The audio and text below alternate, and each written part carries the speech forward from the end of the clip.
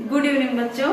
आज हम आपको फीमेल रिप्रोडक्शन, हिंदी में इसको कहेंगे मादा जनन तंत्र, उसके बारे में हम आपको बताने जा रहे हैं बहुत ही आसान तरीके से। 12th में और 10th में, हाई स्कूल और इंटर में वेरी इंपॉर्टेंट है ये चैप्टर। ये क्वेश्चन आता ही आता है, ये एग्जाम हर बार एग्जाम में आपसे पूछता है। फिगर भी पूछता है आपको, चित्र सचित्र वर्णन भी पूछेगा और आपको डेफिनेशन भी लिखनी पड़ेगी, परिभाषा भी। ठीक है, चलिए आज हम आपको पढ़ाते हैं फीमेल रिप्रोडक्शन सिस्टम, मादा जनन तंत्र। पहले हम चित्र के माध्यम से देखते हैं, फिर हम आपको ये डेफिनेशन बताते हैं। देखिए, ये मादा जनन तंत्र का चित्र है। स्टार्ट करते हैं। जो महिलाएं होती हैं उनमें 2 अंडाशय होते हैं, इसको इंग्लिश में ओवरी कहते हैं और अंडवाहिका को इंग्लिश में फैलोपियन ट्यूब कहेंगे। उसके बाद गर्भाशय को हम यूट्रस कहते हैं और ये ग्रीवा होती है जिसको सर्वेक्स कहते हैं। योनि को हम वजाइना कहते हैं। ठीक है, अब हम पढ़ते हैं। देखिए, अंडाशय ओवरी हो गई, फैलोपियन ट्यूब हो गया और यूट्रस हो गया, सर्विक्स हो गई। यूट्रस में ना 3 परत होती है। यूट्रस में, गर्भाशय में 3 लेयर होती है। सबसे इंपॉर्टेंट लेयर होती है इंडोमेट्रियम, जो ये अंदर के साइड की होती है इंडोमेट्रियम लेयर। यही इंपॉर्टेंट भूमिका निभाती है। फर्टिलाइजेशन होता है तब और फर्टिलाइजेशन नहीं होता है तब। फर्टिलाइजेशन को हिंदी में निषेचन कहेंगे। ठीक है, तो सबसे पहली परत होती है मायोमेट्रियम, फिर सेकेंड होती है पेरीमेट्रियम, फिर थर्ड होती है इंडोमेट्रियम। बाहर से पढ़ेंगे 1, 2 और 3। ठीक है, और जो ये अंदर वाली परत होती है जिसको हम इंडोमेट्रियम कहते हैं, बहुत इंपॉर्टेंट होती है। ये जो है ब्लड, ये ब्लड की बनी होती है सारी परतें, इसी पे ब्लड इकट्ठा होता है, एकत्रित होता है, बहुत ज्यादा ब्लड इकट्ठा होता है, खूब मोटी परत होती है ब्लड की। जब फर्टिलाइजेशन होता है, निषेचन होता है हमारा, तो जो पहली जब फर्टिलाइजेशन होगा, सेक्सुअल रिप्रोडक्शन होगा जब यूट्रस में, गर्भाशय में, तो जो पहली शेल बनती है या पहली कोशिका बनती है उसे जाइगोट कहते हैं। इंग्लिश में उसे जाइगोट कहेंगे और हिंदी में इसे युग्मनज कहते हैं। जब स्पर्म और आपका ये अंडाणु जो होता है, जब ये मिलते हैं, जो पहली कोशिका बनाएंगे वो जाइगोट बनाते हैं। ठीक है, ये प्रोसेस, जब ये प्रोसेस चलता है, इसमें मेंस्ट्रुएशन साइकिल, जिसको हम माहवारी कहते हैं, वो भी बहुत अहम रोल प्ले करती है हमारे गर्भाशय में। अभी हम चित्र के माध्यम से आपको बताएंगे। पहली जब सेल बनती है तब जाइगोट बनता है, सेकेंड एम्ब्रियो और थर्ड फीटस बन जाता है, मतलब भ्रूण का निर्माण हो जाता है। बट अगर फर्टिलाइजेशन नहीं होता है यूट्रस में, गर्भाशय में, तब क्या होता है? अगर फर्टिलाइजेशन नहीं हुआ, ओवरी से एग रिलीज हुआ, मतलब अंडाशय से अंडा बना और फैलोपियन ट्यूब के माध्यम से ये यूट्रस में आ गया, मतलब गर्भाशय में आ गया, और हमारा सेक्सुअल रिप्रोडक्शन हुआ, फर्टिलाइजेशन हुआ, निषेचन होता है, तो जो अंडाणु होता है, ओवरी और आपका ये स्पर्म, जिसको शुक्राणु कहते हैं, अंडाणु और शुक्राणु मिलकर फीटस बनाएंगे। पहली सेल जाइगोट बनाएंगे, फिर एम्ब्रियो बनता है, फिर भ्रूण का निर्माण होता है, जिसे फीटस कहते हैं। तो जो मैंने ये पहली परत बताई थी, जिसका नाम हमने इंडोमेट्रियम बताया था, इसका काम यही होता है, जब ओवरी से अंडा या एग या अंडा फैलोपियन ट्यूब के माध्यम से गर्भाशय में आता है, तो ये जो इंडोमेट्रियम परत होती है, ये उस अंडे को पोषण देती है, मतलब उसको न्यूट्रिशंस देती है, उसको पालती है। और एक अंडा जो होता है 24 घंटे तक ही जिंदा रहता है। अगर 24 घंटे तक फर्टिलाइजेशन नहीं हुआ, सेक्सुअल रिप्रोडक्शन नहीं होता है, तो वो जो एग होता है वो मर जाता है, और अगर हो गया तो वो फीटस में कन्वर्ट हो जाता है या भ्रूण बन जाता है। बट अगर नहीं होता है तो वो जो एग होता है, जो अंडा होता है, तो जो मेंस्ट्रुएशन साइकिल हर माह लड़की की होती है, जिसको हिंदी में माहवारी बोलेंगे, उसके दौरान वो बाहर आ जाता है।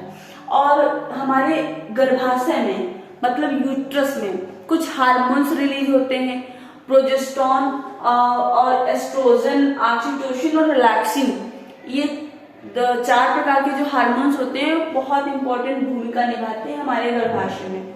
ठीक है, तो ओवरी से अंडाशय में अंडा बनेगा।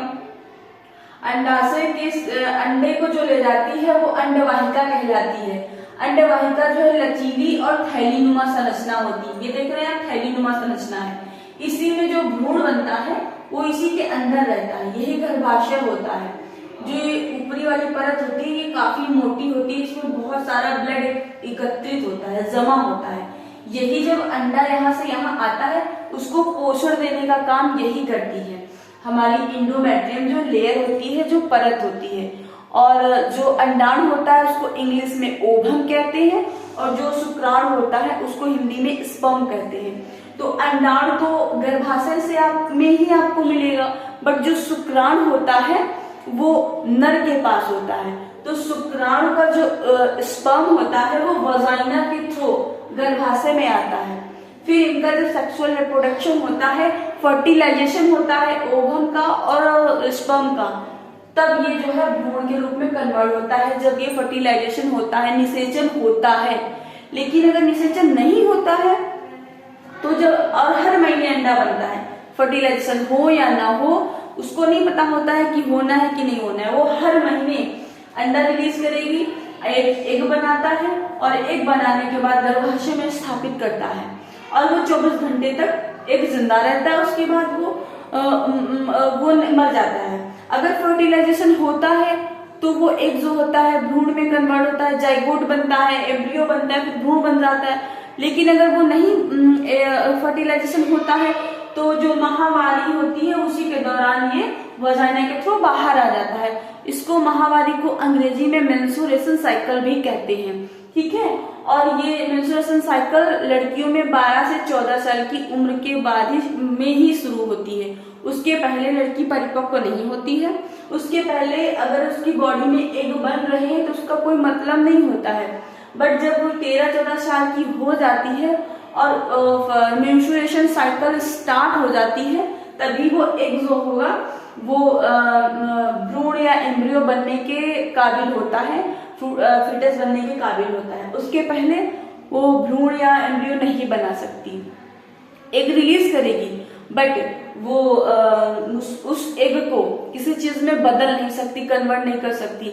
वो मेंस्ट्रुएशन साइकिल के बाद ही वो चक्र चलता है और ये चक्र 22 से 28 दिन के बीच में ही हर महीने चलता है एक स्त्री या लड़की के में। तो ये मादा जनन है। मादा मतलब स्त्रियों के बारे में, जिसको इंग्लिश में फीमेल रिप्रोडक्शन सिस्टम कहेंगे। अब हम आपको परिभाषा बताते हैं। देखिए अंडाशय क्या होता है, मादा जनन कोशिका कहते हैं इसको। अंडाशय को मादा जनन कोशिका या अंड कोशिका भी इसको कह सकते हैं। इसमें कुछ हार्मोन्स रिलीज होते हैं, जैसे एस्ट्रोजन हो गया, प्रोजेस्टेरॉन हो गया, ऑक्सीटोसिन हो गया और रिलैक्सिन हो गया।